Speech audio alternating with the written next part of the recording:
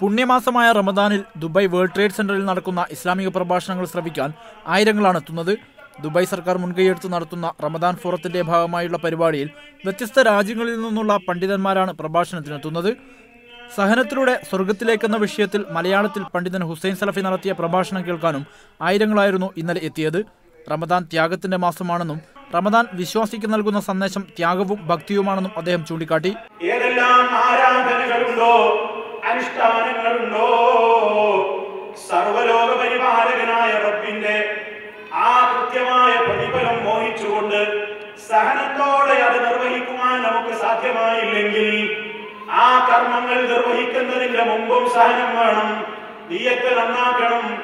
ആ കർമ്മങ്ങൾ നിർവഹിച്ചുകൊണ്ടിരിക്കുന്ന നേരത്തും സൂക്ഷ്മതയോടെ ഇബാദത്തുകളെല്ലാം സഹനത്തോടെ ചെയ്തു തീർക്കണം.